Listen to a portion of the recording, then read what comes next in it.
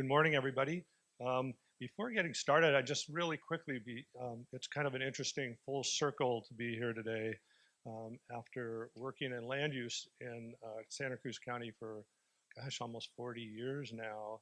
Um, I was thinking during John's comments back on my geology senior thesis was about groundwater overdraft in the Salinas Valley back almost 40 years ago.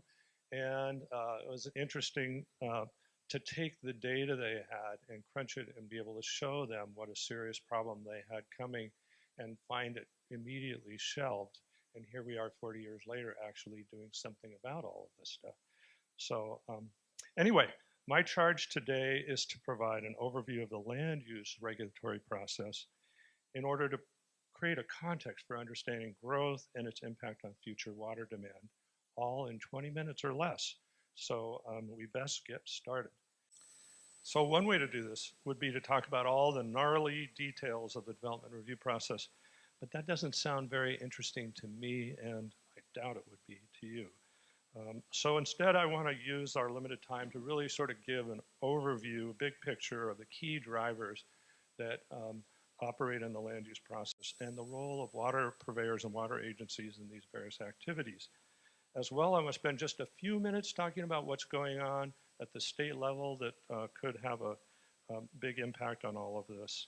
And so let's look at these all with a little more detail. General plans, probably everybody in the room, everyone hear of general plans before? Yeah, so most of you have heard about general plans. They lay out sort of the big picture of how a community develops and grows over time, and how the support services, schools and utilities and water and the like, all interact with that process. But they haven't always been there. General plans started up in California in the 20s, and communities really used them more as blueprint sort of planning tools with no teeth, no legal requirements related to them. But all that changed in the early 70s when the legislature said every city and county in California needs to adopt a general plan, prescribe the contents of the general plan, and said that they needed to be consistent with local zoning. So in addition to providing maps, which shows allowed land uses and generally defines land use policies through 8 different chapters, or what are called elements. The ones that get the most attention are the land use element, the housing element, and what's called circulation. And curiously, when I was looking at this, I was sort of like, well, where are utilities? Well, utilities are actually part of the circulation element of the general plan.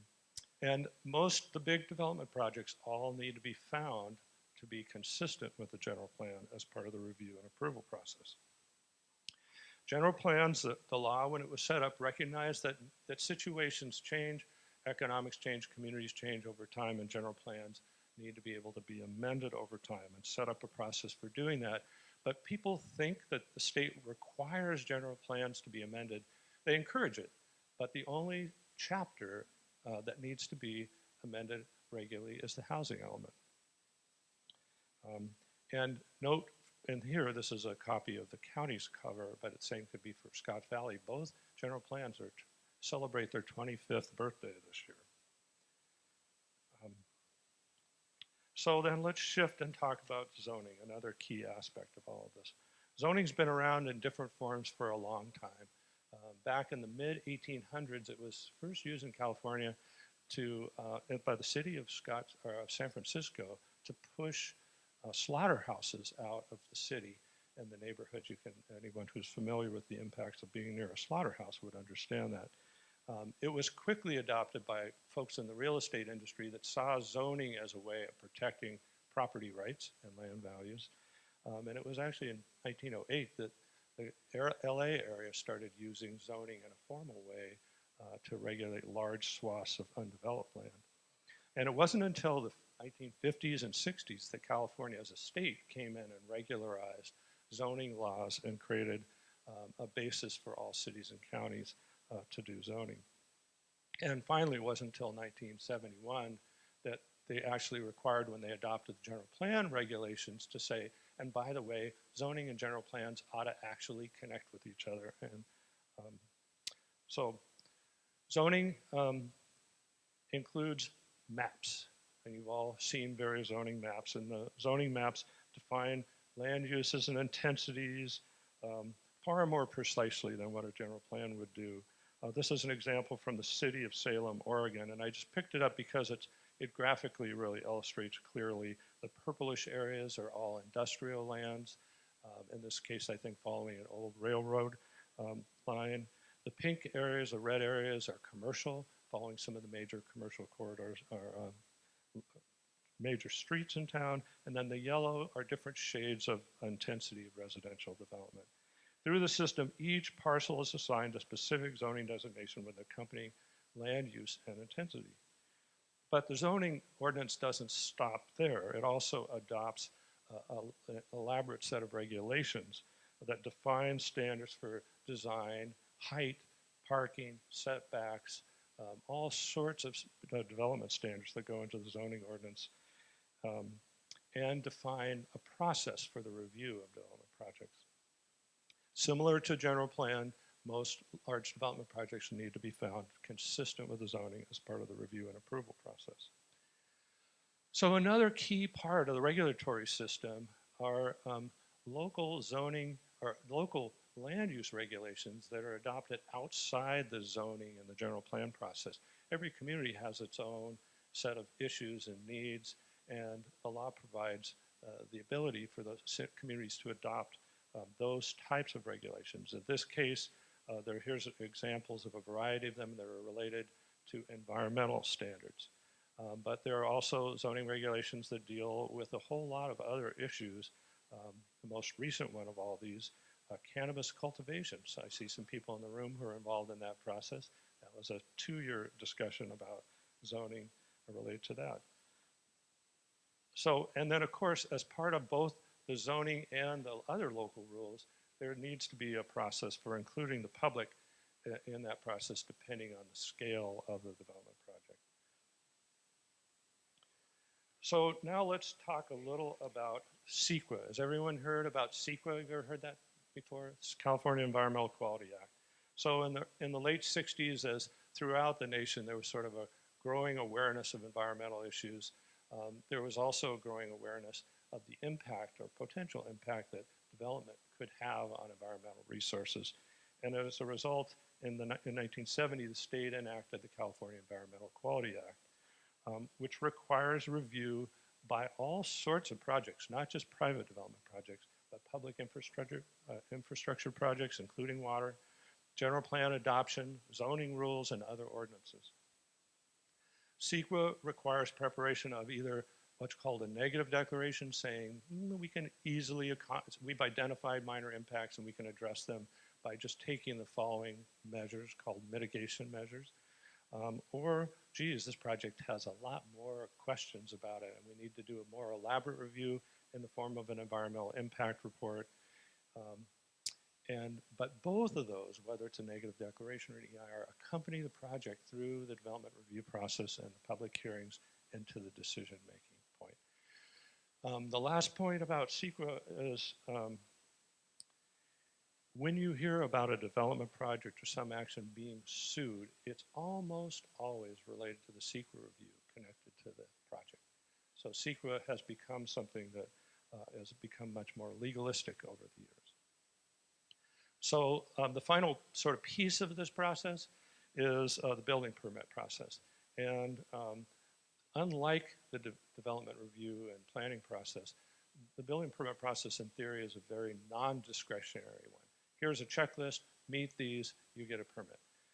It doesn't totally work that way, but it's more that way than the other process. If you've got a complex development project, it first goes through a planning review process, gets its permits, and then comes in for building. And many construction projects technically need building permits. Not always get them, but that is what is required by the codes. And then the last part on building permits is the state has gotten more aggressive in the last 10 years in using adoption of building codes to accomplish sort of their other environmental goals, including energy efficiency, recently about provision of solar collectors in new homes, and also requiring a dramatic increase efficiency in water use in new housing. Since we're talking about building and how it affects growth, because we always measure growth in terms of new housing units, this is, to me, has always been an interesting chart that shows in the unincorporated part of the county, building permits issued over time. And while there's little blips here and there, you can see that the volume of development that's happened over the years, in spite of hue and cry over this project here or there, is dramatically dropped over the decades. And there's just no expectation that that number is going to change significantly in the future. So with all this context, let's just take a moment and talk about utility districts, and our focus here is on water districts and how they fit into this process. Water districts are when, somehow my clock just changed to timing by lapse. That's very interesting. Okay, I'll be back in a minute. Water districts, if the process works right, when a general plan is being adopted or being amended, there's a whole lot of consultation that goes on between the land use agency and the service districts. I mean, how can you plan for growth if you don't know how much water there is? And people need to not confuse the capability of the equipment in the system versus the sources that are actually providing water. So there's a whole lot of consultation that goes on through developing a general plan and the environmental impact related to that document. Water districts are also very involved in reviewing and commenting on development projects as they go through the process. And in fact, there is a formal process called well-served letters that is required for both planning and building permits, where the water districts actually say, yes, we actually can provide service to this project. And in the event that they can't, typically a permit would not be approved. Utility districts, but unlike land use agencies, once there's a general plan document in place, it's not, even though there may be an elected board for the water district, their job is not a land use agency. Their job at that point is to make their best efforts to produce the water needed to address the community's growth vision that's included in their general plan. And finally, water districts do not need to go through the local permit process for most of their activities. They're exempt by state law from most planning and zoning and building regulations. They do their own internal process, which is subject to public input, but they are subject to SEQA review. So, here's an example of a local water district that just recently completed an EIR for a water project in the mid part of the county. So just finally, I just wanted to take a few minutes to sort of talk about the context, and I think other speakers may say more about this later. But historically, the state, with one exception, has played a pretty minimal role in terms of, other than setting up a context for doing local land use planning, it's really done at the local level.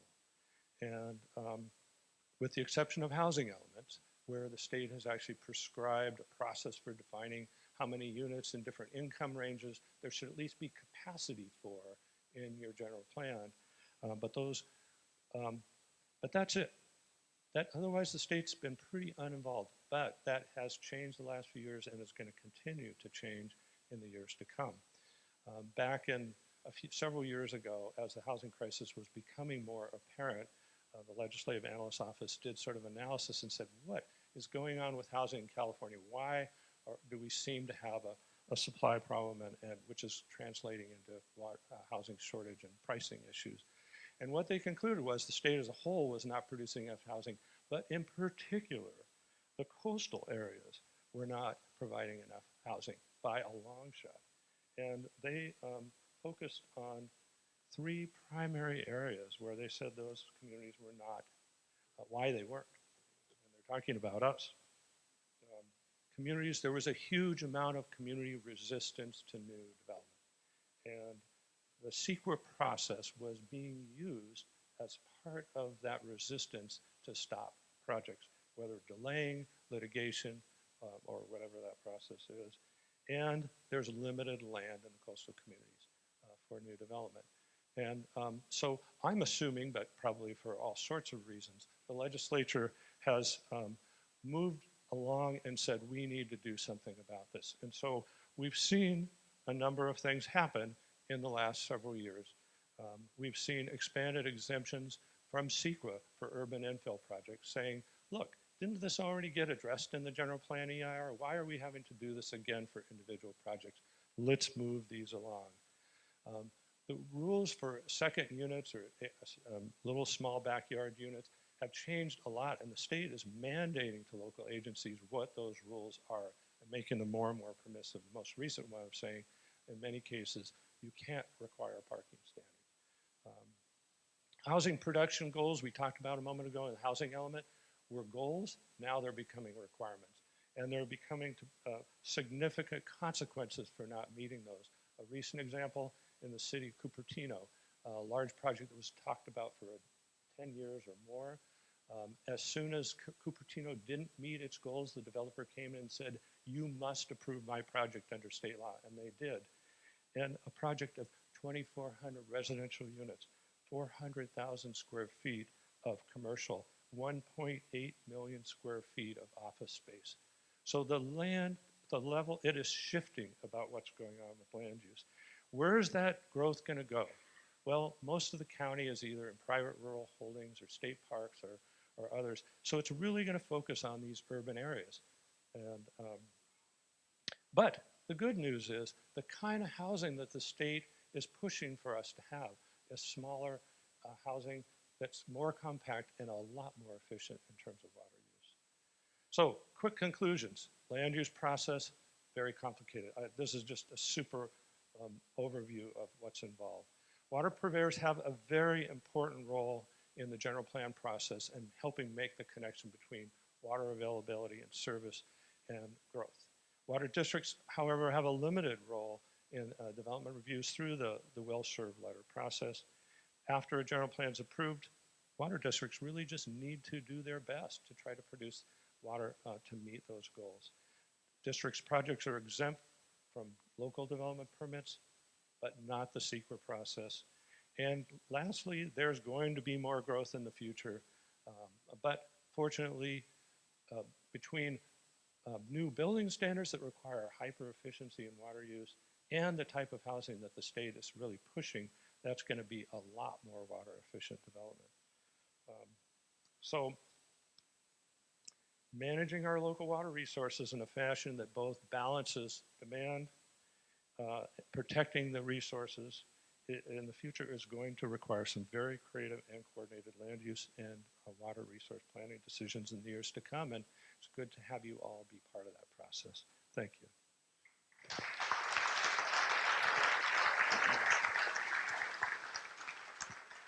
Thank you. I'm going to start right over here. Are there any questions that have been written on cards here? And as I'm just starting over here, I'll ask my colleagues to move around and gather more of the Q&A questions. So are there any question cards that are right over in here? I'll just sort of move my way to the room until I find somebody that's waving a card at me. Anybody waving a card at me? Waving a card at me. There we go. Okay. And then folks can just bring them to me. How will demand and supply be prioritized and balanced, specifically regarding UC Santa Cruz growth plan? Well, we're really here talking in a different part of the county. So I mean, that's going to happen in the city as the city works on general plan updates, which they did actually not that many years ago, and will continue to happen. But I don't really think that's a discussion for this group here. If others later on today, other planners want to get into that, they can. Okay. Why doesn't the state require existing wasteful housing be remodeled for efficiency, for example, in the Elk Grove area, if you're familiar with that over near Sacramento? Can you repeat the question again? Why doesn't the state require existing wasteful housing be remodeled for efficiencies? I think it's a okay. efficiency question. Yeah, well, whether the state requires it or not, from what I hear, some of these communities are doing it on their own. And they may not be doing it by the basis of permits, but some of the outlying areas that used to be giant old houses are getting converted into structures that multiple families are using. I think it's headed that way over time. If any of you recently read, what was it, the city of Minneapolis just basically outlawed single-family zoning and said anywhere where we allow a single residential unit, we can allow up to 2 or 3 units on those properties. They're recognizing that we're going to end up with multiple units in what used to be single-family zoning neighborhoods. But I don't think the state here has gotten into that yet. Are there jobs to support growth in Santa Cruz County? Thus, why growth and why stress our water resources? Well, that's an interesting question.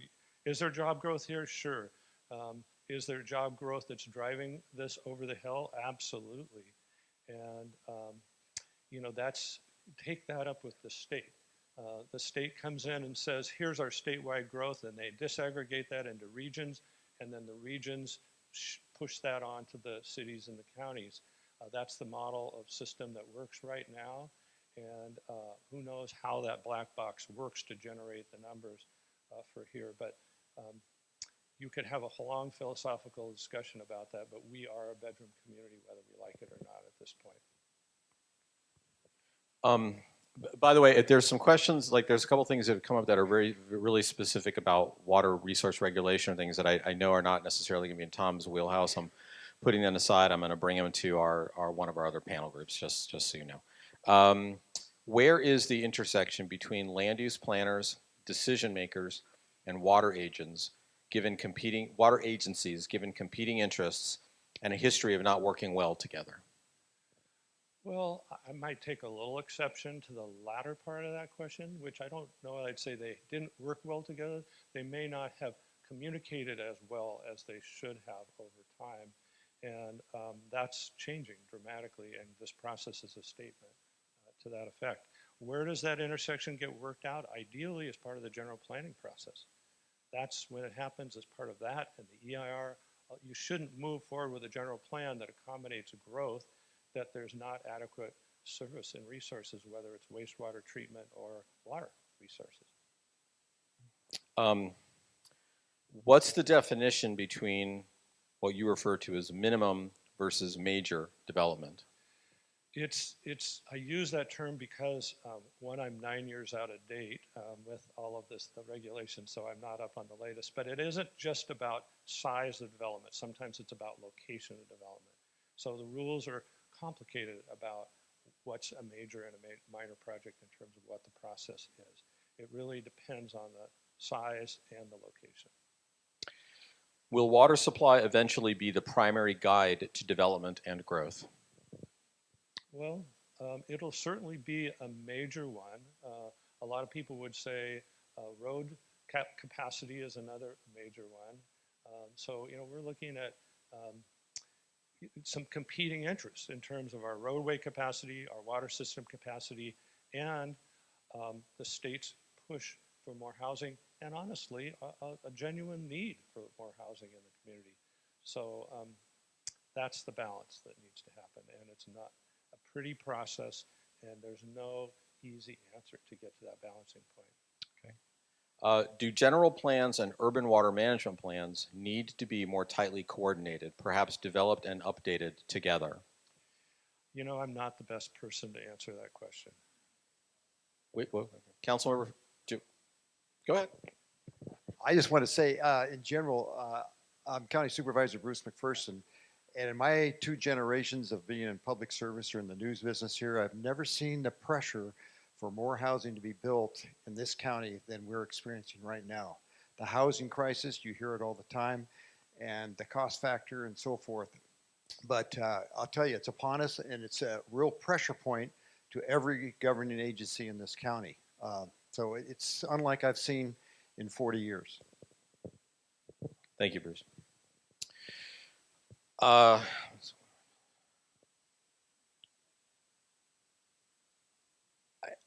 going to read this, but I'm not sure if you can field it, Tom. Do landowners who want to live in a small town have any rights to block their town from changing to a huge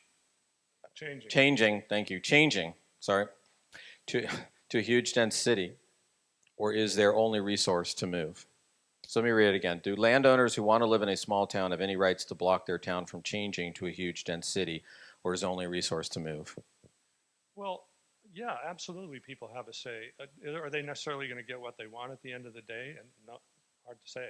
Um, to characterize that we're going to shift to everywhere in Santa Cruz being some huge dense urban area, I think is an overstatement. I think we are being pushed to look at our core urban areas to be developed in a more intense way. But that's what this process is all about. And time will tell. Why are all public projects categorically exempt from CEQA? And why don't critically overdrafted areas declare moratoriums to allow time to have more water? Why are all public projects? That's what it says. I'm not so sure. public projects are not exempt from CEQA, actually. They are subject to them based on the same rules as every private development project. In addition, the local regulations and general plans and all those planning processes, many of them are also subject to CEQA. So it's a very time-consuming and expensive process, but the public agencies are very involved in the CEQA process. The example I gave in the slideshow of Soquel Water District recently adopting their Pure Water Soquel project went through a very extensive EIR. I'm not sure if you'll have comments to this, but let me go ahead and read it. What are your thoughts on the balance of Airbnbs and things like that, short-term housing and regular housing, and impacts to local conditions? Well, while I'm retired from land use, I'm still involved in the community in a lot of things. And one of them was a affordable housing group that took a really strong stance against vacation rentals as a way of displacing rental housing from our community. I feel like, there's a place for it, but the scale of what's going on, I mean, in the work we were doing last year, I think the city of Santa Cruz had over 600 units that were being used as Airbnb units, which is huge when you look at the scale of our housing crisis.